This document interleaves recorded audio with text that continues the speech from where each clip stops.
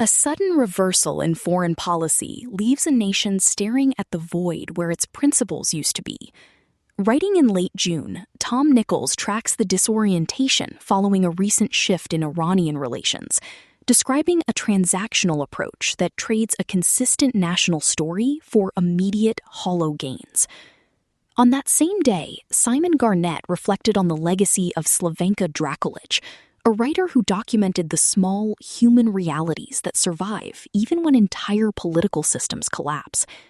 There is a striking friction between these two perspectives, both of which look back from an imagined future to find a moral anchor in the debris. It's a look at what stays steady when the big narratives finally break. Writing late last month, Tom Nichols follows the dizzying reversal of the administration's conflict with Iran. The shift from promising total regime change to offering reparations has unfolded so quickly. Notice how Nichols compares these geopolitical swings to a rejected television script, full of plot twists that no sensible showrunner would ever buy. It's an observation of what happens to a country's credibility when the official story changes faster than the public can keep up with. The whiplash of Trump's Iran capitulation. America's foreign policy is about one man and little else.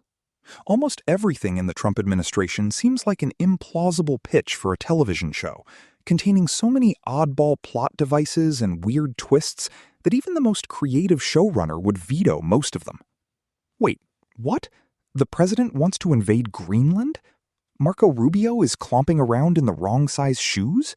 And what's this about Bobby Kennedy and a dead raccoon? But nothing compares to the Iran war as an off-the-rails subplot that defies comprehension. A major military operation that began with thunderous promises of regime change in Tehran and the remaking of the Middle East is now fizzling out with Vice President Vance gamely standing around in Switzerland while Donald Trump proclaims that Iran needs missiles and the new Ayatollah's emissaries demand more reparations. The whiplash is so extreme, the outcome so ludicrous, that no sensible screenwriter would attempt to sell any of this as a coherent story. 4 months ago, Trump promised the people of Iran that he was going to bomb their oppressors out of power, and that once the smoke cleared, they could take their government from the mullahs who have ruled them since 1979. Destroying the Iranian regime was clearly the goal from the outset, and Trump, spurred on by Israeli Prime Minister Benjamin Netanyahu, probably envisioned himself as the honored liberator of Persia. At least a few people in Trump's inner circle tried to temper the president's enthusiasm, but glory is a seductive drug, and Trump decided to forge ahead. In a video released during the first night of bombing, Trump affirmed that the regime would never be allowed to obtain a nuclear weapon. But the final part of the message suggested that Iran's past transgressions and future ambitions were all beside the point. The regime would cease to exist. Finally, to the great, proud people of Iran, I say tonight that the hour of your freedom is at hand. Stay sheltered. Don't leave your home. It's very dangerous outside. Bombs will be dropping everywhere. When we are finished, take over your government. It will be yours to take. For many years, you have asked for America's help, but you never got it. No president was willing to do what I am willing to do tonight.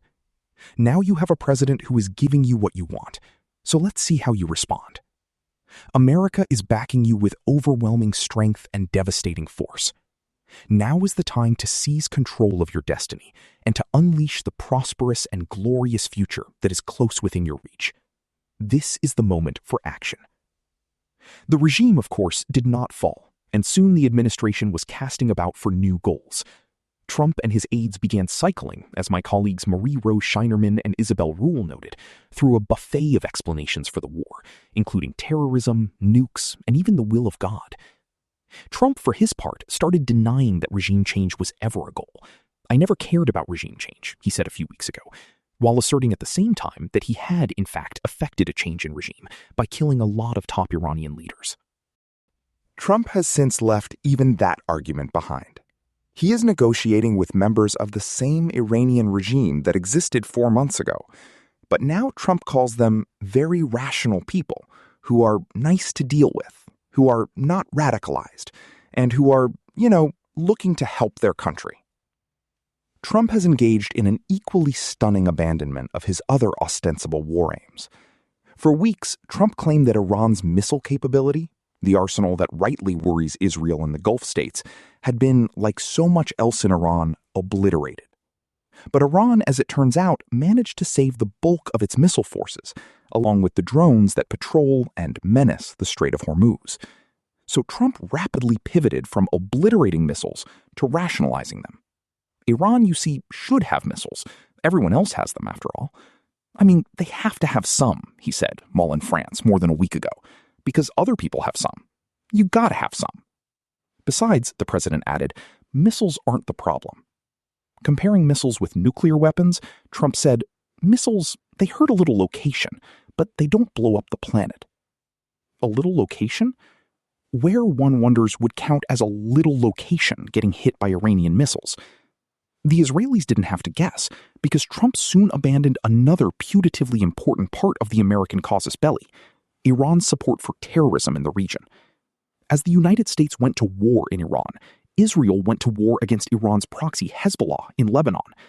But now Hezbollah, at least according to Trump, is just an annoying pinprick, and Trump thinks the Israelis need to get over it all and take a deep breath.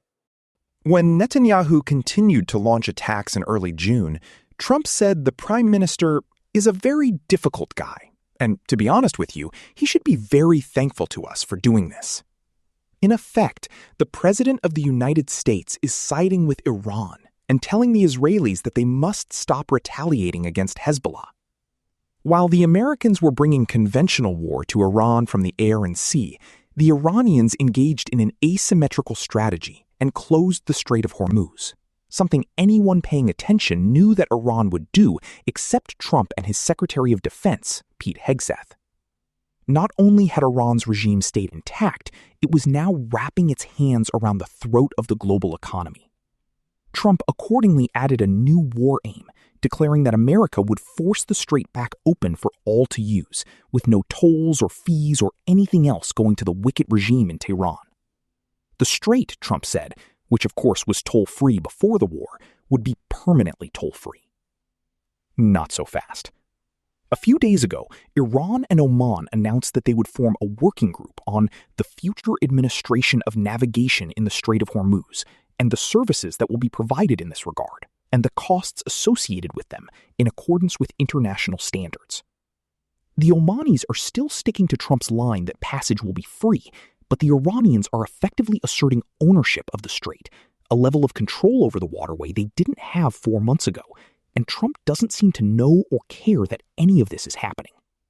So much as well for the idea that the Iranian regime could be kept in its cage by bombing it into poverty. At the outset of the war, Trump and his lieutenants crowed that Iran was being obliterated, decimated, and other words from a thesaurus that did not reflect the situation on the ground. And although Iran has sustained major damage to its military and general infrastructure, it's about to get a huge cash infusion to help it make a comeback. Trump has now swallowed the condition that Iran will get some $300 billion with a B in investment as part of a reconstruction program.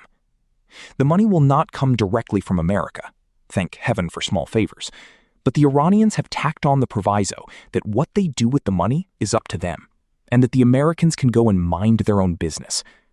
Again, to be clear, a war that was launched to destroy a terror-supporting theocratic dictatorship is ending with the president meekly nodding at a regional plan to rebuild that terror-supporting theocratic dictatorship with billions of dollars that no one but the mullahs and the Islamic Revolutionary Guard Corps will control. When pushed about all this, Trump resorts to the nonsense claim that the Iranians were 2 weeks from developing a nuclear weapon. They were not. Neither Trump nor anyone else presented evidence that Iran was creating a nuclear device. 2 weeks is a standard Trumpian timeline for almost anything.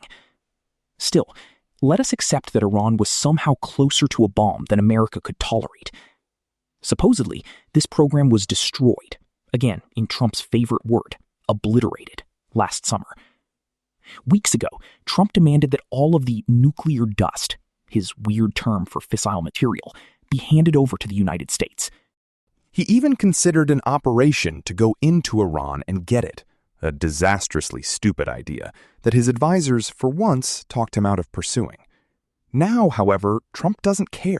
He's basically willing to accept something like President Obama's Joint Comprehensive Plan of Action, the so-called Iran nuclear deal. But at least international inspectors will go back into Iran to verify the location and status of Iran's nuclear stockpile. Or maybe not. The Iranians are already balking at the idea of inspectors, while remaining open to talking about inspections. In other words, Trump, who pulled America out of the JCPOA, is now poised to sign on to a far worse incarnation of the same deal, while other nations pay much more money to Iran than Obama's deal ever conceived. War, as the great Prussian military theorist Karl von Clausewitz once wrote, is an act of violence to compel the enemy to do our will. The Iranians are the ones imposing their will on us, suggesting that Iran has won this war. Trump is accepting terms from the victor. The question remains why he would so quickly abandon the maximal aims he committed himself to at the outset of the conflict. The answer is that Trump is utterly transactional and displays no guiding principles beyond his own self-interest. Just as Trump jettisons friends and allies if they become an annoyance or a burden, often with a declaration that he never liked them anyway, the president also dumps policies and initiatives for much the same reason. If something looks like it will benefit him in some way, glory, adulation, money, he'll do it. And if a scheme goes badly, he will do anything to get out of it, regardless of the costs to others. Trump's shallowness means that the United States has no actual foreign policy. The American nation, with all of its considerable economic and military resources, is now like a massive robot that has had its programming deleted and its memory wiped. Trump, the new owner who did not bother to read the instructions, twiddles the knobs of its remote control, spinning dials and jabbing at buttons, while the gigantic and powerful United States of America lumbers about, walking in circles, bumping into walls, and smashing things, without direction or purpose. Trump does not think he surrendered, because surrendering means abandoning important beliefs. He has none. For Trump, capitulation to Iran is just another deal. For the rest of us, it will be something a lot more dangerous. Tom Nichols leaves the listener with the image of a foreign policy that feels like a canceled television show, a series of oddball plot devices that never add up to a coherent moral story.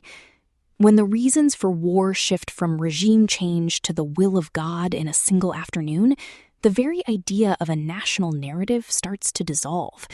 It's a chaotic, top-down view where the script is written by whim. Notice how Simon Garnett, writing from a speculative 2026, approaches this same breakdown of narrative from the opposite direction. While Nichols tracks the whiplash of a leader's shifting justifications, Garnett suggests that moral clarity doesn't come from a better scriptwriter. It comes from the ground up. Where Nichols sees a buffet of explanations, Slavenka Drakulić finds truth in the hard, cold floor of a hospital ward or the specific names of the dead. The interesting thing is that both writers are staring at the same void where a stable political story used to be. Nichols watches the grand narrative fail because it's transactional and hollow. Garnett points to a thinker who abandoned grand narratives entirely to focus on the human details that survive the collapse. It turns the focus from the loud, incoherent promises of a president to the quiet, meticulous reality of those living through the aftermath. Narrative Apocalypse, Middleweg 36, 2/2026. End Times Narratives and the End of Narrative, Storytelling as Story-Selling, Zombie Fiction for Derridians, Resisting Teleology. After being forced to leave Croatia in 1992 following her criticism of the nationalist regime, the writer and feminist Slavenka Drakulić set out to explain her homeland to a Western public. She will be remembered for the moral wisdom and humanity running throughout her work. Slavenka Drakulić's integrity was unshakable. When she described a conflict, a society, or a human predicament, she was not simply an authoritative observer, but a moral compass. The Croatian writer's influence on generations of readers, writers, journalists, feminists, on women and men across the world can scarcely be overestimated. Communism and post-communism, war and post-war, crime and justice, altruistic goodness and banal evil, feminism and backlash, love and sexual violence, health and illness, she helped us to understand all of this, not through some grand narrative or all-encompassing analysis, but through a meticulous and empathetic focus on the details, on tampons or toilet paper, a designer bracelet, or the hard, cold floor beside a bed in the COVID ward, and on people. In Kiev in 2014, just after the Euromaidan had forced the pro-Russian Viktor Yanukovych to flee to Moscow, but before a new president had been elected, Slavenka Drakulić was there to take part in a meeting between leading international and Ukrainian intellectuals. At one of the city's universities, she spoke about the bridge in Mostar, about Srebrenica, and about the victims of nationalism in her old Yugoslavia, where a European war had raged not so long ago. The hall was packed to bursting with young Ukrainians, mainly women. They hung on her every word. "When you can no longer remember the names of the dead," she said, "that is when you know that the war has begun." And it felt as though all of us who were there at that very moment understood precisely that the war had begun. The names of those who had died on the streets around Maidan, the Heavenly 100, were still on everyone's lips. But the little green men were already in Crimea, and in the Donbass people were dying, people whose names hardly anyone knew. For Slavenka, however, the situation in Ukraine proved to be a difficult test. Her solidarity with the victims of Russia's war of aggression was strong and unwavering. She stressed the need to document Russian war crimes and pointed to how the International Tribunal in The Hague contributed not only to establishing justice, but also the truth about the crimes committed in the lands of the former Yugoslavia. Yet she also struggled to fully grasp a situation in which the line between crude nationalism and nation-building was not always clear-cut. For her, nationalism was the greatest enemy. It was this, together with patriarchy, that she had fought throughout her life as a writer. She herself became one of chauvinism's foremost targets. In 1992, towards the end of the fiercest part of the war in Croatia, she and 4 other writers and journalists were branded as enemies of the state and literally denounced as witches. As a result of this attack, Slavenka Drakulić could no longer live or work in her homeland and sought refuge in Sweden. There, under Arne Ruth's editorship, she became one of Dagens Nyheter's most important writers. Several of her articles on the wars in the Balkans and the breakup of Yugoslavia were first published in DN. During these years, she also wrote the books that established her international reputation: How We Survived Communism and Even Laughed, Café Europa, and Balkan Express. This was later followed by the revealing and courageous They Would Never Hurt a Fly, about war criminals on trial in The Hague. In 2005, that book earned her one of the continent's most prestigious literary prizes, the Leipzig Book Award for European Understanding.